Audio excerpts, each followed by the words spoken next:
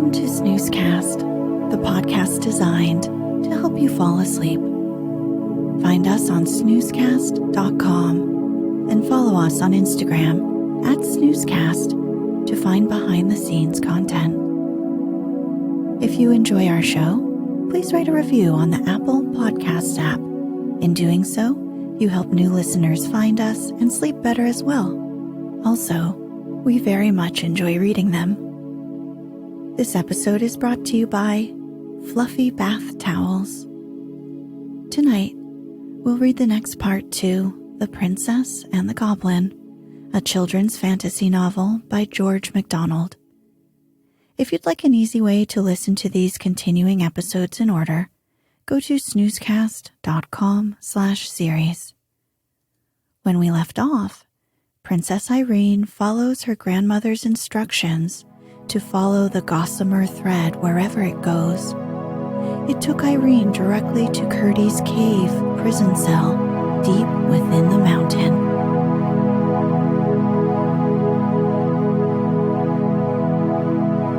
Let's get cozy. Close your eyes.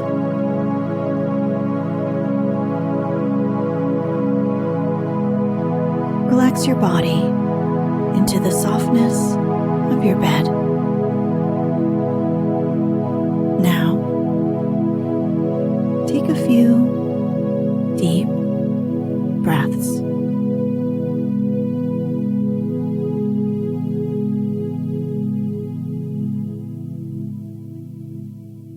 As Princess Irene continued to clear away the stones that kept Curdie imprisoned, she became satisfied that what Curdie wanted done and what the thread wanted done were one and the same thing, for she not only saw that by following the turns of the thread she had been clearing from the face of the slab, but that a little more than halfway down, the thread went through the chink between the slab and the wall into the place where Curdie was confined, so that she could not follow it any farther until the slab was out of her way. As soon as she found this, she said in a right joyous whisper, "Now, Curdie, I think if you were to give a great push, the slab would tumble over." "Stand quite clear of it then," said Curdie, "and let me know when you're ready." Irene got off the heap and stood on one side of it. "Now, Curdie," she cried. Curdie gave a great rush with his shoulder against it. Out tumbled the slab on the heap, and out crept Curdie over the top of it. "You've saved my life, Irene," he whispered. "Oh, Curdie, I'm so glad. Let's get out of this horrid place as fast as we can." "That's easier said than done," returned he. "Oh no, it's quite easy," said Irene. "We have only to follow my thread. I'm sure that it's going to take us out now." She had already begun to follow it over the fallen slab into the hole, while Curdie was searching the floor of the cavern for his pickaxe. "Here it is," he cried. "No, it is not," he added, in a disappointed tone. "What can it be, then?" "I declare, it's a torch." "That is jolly. It's better almost than my pickaxe. Much better if it weren't for those stone shoes," he went on, as he lighted the torch by blowing the last embers of the expiring fire. When he looked up, with the lighted torch casting a glare into the great darkness of the huge cavern, he caught sight of Irene disappearing in the hole out of which he had himself just come. "Where are you going there?" he cried. "That's not the way out. That's where I couldn't get out." "I know that," whispered Irene, "but this is the way my thread goes, and I must follow it." "What nonsense the child talks," said Curdie to himself. "I must follow her, though, and see that she comes to no harm. She will soon find she can't get out that way, and then she will come with me." So he crept over the slab once more into the hole with his torch in his hand. But when he looked about in it, he could see her nowhere. And now he discovered that although the hole was narrow, it was much longer than he had supposed. For in one direction, the roof came down very low, and the hole went off in a narrow passage, of which he could not see the end. The princess must have crept in there. He got on his hands and his knees, holding the torch, and crept after her. The hole twisted about, in some parts so low that he could hardly get through, in others so high that he could not see the roof. But everywhere it was narrow, far too narrow for a goblin to get through, and so I presume they never thought that Curdie might.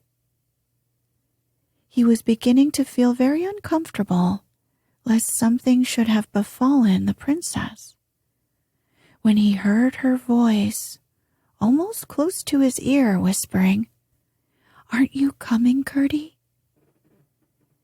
And when he turned the next corner, there she stood, waiting for him. "I knew you couldn't go wrong in that narrow hole, but now you must keep by me, for here is a great wide place," she said. "I can't understand it," said Curdie, half to himself, half to Irene. "Never mind," she returned. "Wait till we get out." Curdie, utterly astonished that she had already got so far, and by a path he had known nothing of, thought it better to let her do as she pleased. "At all events," he said again to himself, "I know nothing about the way, minor as I am, and she seems to think she does know something about it, though how could she know? It passes my comprehension. So she's just as likely to find her way as I am, and as she insists on taking the lead, I must follow. We can't be much worse off than we are anyhow." Reasoning thus, he followed her a few steps and came out in another great cavern, across which Irene walked in a straight line, as confidently as if she knew every step of the way. Curdie went on after her, flashing his torch about and trying to see something of what lay around them. Suddenly, he started back a pace as the light fell upon something close by which Irene was passing. It was a platform of rock raised a few feet from the floor and covered with sheepskins, upon which lay two figures asleep, at once recognized by Curdie as the king and queen of the goblins. He lowered his torch instantly, lest the light should awake them, As he did so, it flashed upon his pickaxe, lying by the side of the queen, whose hand lay close by the handle of it. "Stop one moment," he whispered. "Hold my torch and don't let the light on their faces." Irene shuddered when she saw the creatures, whom she had passed without observing them, but she did as he requested, and, turning her back, held the torch low in front of her. Curdie drew his pickaxe carefully away, and as he did so, he spied one of her feet projecting from under the sheepskins. The great clumsy granite shoe, exposed thus to his hand, was a temptation not to be resisted. He laid hold of it and, with cautious efforts, drew it off. The moment he succeeded, he saw, to his astonishment, that what he had sung in ignorance to annoy the queen was actually true. She had 6 toes. Overjoyed at his success, and seeing by the huge bump in the sheepskins where the other foot was, he proceeded to lift them off gently, for if he could only succeed in carrying away the other shoe as well, he would be no more afraid of the goblins than of so many flies. But as he pulled at the second shoe, the queen gave a growl and sat up in bed. The same instant the king awoke also, and sat up beside her. "Run, Irene," cried Curdie, for though he was not now in the least afraid for himself, he was for the princess. Irene looked once around, saw the creatures awake, and, like the wise princess she was, dashed the torch on the ground and extinguished it, crying out, "Here, Curdie, take my hand." He darted to her side, forgetting neither the queen's shoe nor his pickaxe, and caught hold of her hand as she sped fearlessly where her thread guided her. They heard the queen give a great bellow, but they had a good start, for it would be some time before they could get torches lighted to pursue them. Just as they thought they saw a gleam behind them, the thread brought them to a very narrow opening, through which Irene crept easily, and Curdie with difficulty. "Now," said Curdie, "I think we shall be safe." "Of course we shall," returned Irene. "Why do you think so?" asked Curdie. "Because my grandmother is taking care of us." "That's all nonsense," said Curdie. "I don't know what you mean." "Then if you don't know what I mean, what right have you to call it nonsense?" asked the princess, a little offended. "I beg your pardon, Irene," said Curdie. "I did not mean to vex you." "Of course not," returned the princess. "But why do you think we shall be safe?" "Because the king and queen are far too stout to get through that hole." "There might be ways around," said the princess. "To be sure there might. We are not out of it yet," acknowledged Curdie. "But what do you mean by the king and queen?" asked the princess. I should never call such creatures as those a king and a queen. Their own people do, though, answered Curdie. The princess asked more questions, and Curdie, as they walked leisurely along, gave her a full account, not only of the character and habits of the goblins, so far as he knew them, but of his own adventures with them, beginning from the very night after that in which he had met her and Lootie upon the mountain. When he had finished, he begged Irene to tell him how it was that she had come to his rescue. So Irene, too, had to tell a long story, which she did in rather a roundabout manner, interrupted by many questions concerning things she had not explained.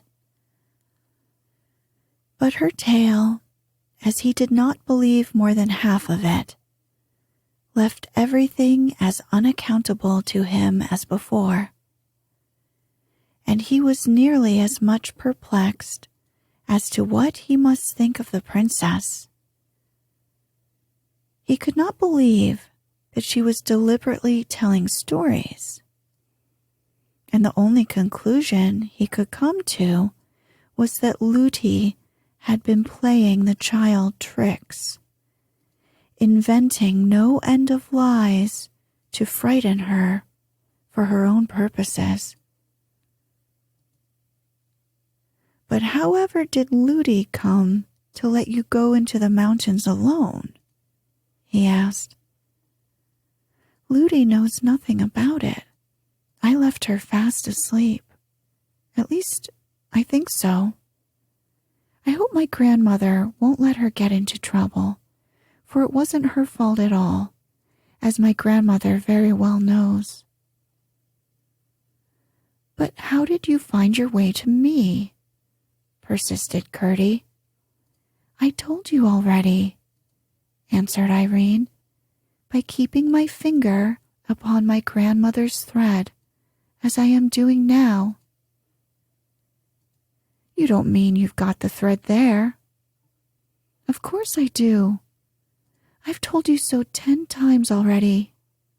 I have hardly, except when I was removing the stones, taken my finger off it. There, she added, guiding Curdie's hand to the thread. You feel it yourself, don't you? I feel nothing at all, replied Curdie. Then what can be the matter with your finger? I feel it perfectly. To be sure, it is very thin, and in the sunlight looks just like the thread of a spider, though there are many of them twisted together to make it. But for all that, I can't think why you shouldn't feel it as well as I do. Curdie was too polite to say he did not believe there was any thread there at all. What he did say was, well, I can make nothing of it. I can, though, and you must be glad of that, for it will do for both of us. Well, we're not out yet, said Curdie. We soon shall be, returned Irene confidently. And now the thread went downwards and led Irene's hand to a hole in the floor of the cavern, whence came a sound of running water, which they had been hearing for some time. It goes into the ground now, Curdie, she said, stopping. He had been listening to another sound, which his practiced ear had caught long ago, and which also had been growing louder. It was the noise the goblin miners made at their work, and they seemed to be at no great distance now. Irene heard it the moment she stopped. "What is that noise?" she asked. "Do you know, Curdie?" "Yes. It is the goblins digging and burrowing," he answered. "And you don't know what they do it for?" "No, I haven't the least idea. Would you like to see them?" he asked, wishing to have another try after their secret. "If my thread took me there, I shouldn't mind much. But I don't want to see them, and I can't leave my thread. It leads me down into the hole, and we had better go at once." "Very well. Shall I go in first?" said Curdie. "No, better not.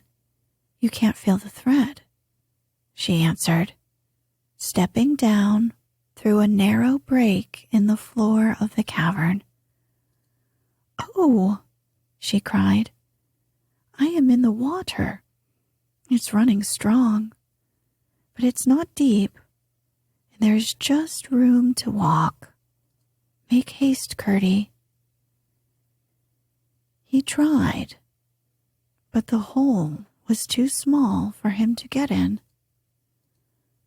"Go on a little bit," he said, shouldering his pickaxe. In a few minutes, he had cleared a larger opening and followed her. They went on, down and down, with the running water. Curdie getting more and more afraid it was leading them to some gulf in the heart of the mountain. In one or two places, he had to break away the rock to make room before even Irene could get through, at least without hurting herself. But at length they spied a glimmer of light, and in a minute more they were almost blinded by the full sunlight into which they emerged. It was some little time before the princess could see well enough to discover that they stood in her own garden, close by the seat on which she and her king papa had sat that afternoon. They had come out by the channel of the little stream. She danced and clapped her hands with delight. "Now, Curdie," she cried, "won't you believe what I told you about my grandmother and her thread?" For she had felt all the time that Curdie was not believing what she told him. "There, don't you see it shining on before us?" she added. "I don't see anything," persisted Curdie. "Then you must believe without seeing," said the princess, "for you can't deny it has brought us out of the mountain." "I can't deny we are out of the mountain, and I should be very ungrateful indeed to deny that you had brought me out of it." "I couldn't have done it but for the thread," persisted Irene. "That's the part I don't understand." "Well, come along, and Ludi will get you something to eat. I'm sure you must want it very much." "Indeed I do, but my father and mother will be so anxious about me. I must make haste, first up the mountain to tell my mother, and then down into the mine again to let my father know." "Very well, Curdie, but you can't get out without coming this way, and I will take you through the house, for that is nearest." They met no one by the way, for, indeed, as before, the people were here and there and everywhere searching for the princess. When they got in, Irene found that the thread, as she had half expected, went up the old staircase, and a new thought struck her. She turned to Curdie and said, "My grandmother wants me. Do come up with me and see her. Then you will know that I have been telling you the truth. Do come, to please me, Curdie. I can't bear you should think what I say is not true." "I never doubted you believed what you said," returned Curdie. "I only thought you had some fancy in your head that was not correct." The little miner could not withstand her appeals, and though he felt shy in what seemed to him a huge, grand house, he yielded and followed her up the stair, and the next, and the next, and through the long rows of empty rooms, and up the little tower stair, Irene growing happier and happier as she ascended. There was no answer when she knocked at length at the door of the workroom, nor could she hear any sound of the spinning wheel. And once more her heart sank within her, but only for a moment, as she turned and knocked at the other door. "Come in," answered the sweet voice of her grandmother, and Irene opened the door and entered, followed by Curdie. "You darling," cried the lady, who was seated by a fire of red roses mingled with white. "I've been waiting for you, and indeed getting a little anxious about you, and beginning to think whether I had not better go and fetch you myself." As she spoke, she took the little princess in her arms and placed her upon her lap. She was dressed in white now, and looking, if possible, more lovely than ever. "I've brought Curdie, grandmother. He wouldn't believe what I told him, and so I've brought him." "Yes, I see him. He is a good boy, Curdie, and a brave boy. Aren't you glad you've got him out?" "Yes, grandmother. But it wasn't very good of him not to believe me when I was telling him the truth." "People must believe what they can, and those who believe more must not be hard upon those who believe less. I doubt if you would have believed it all yourself if you hadn't seen some of it." "Ah, yes, grandmother, I dare say. I'm sure you are right. But he'll believe now." "I don't know that," replied her grandmother. "Well, won't you, Curdie?" said Irene, looking round at him as she asked the question. He was standing in the middle of the floor, staring and looking strangely bewildered. This, she thought, came of his astonishment at the beauty of the lady.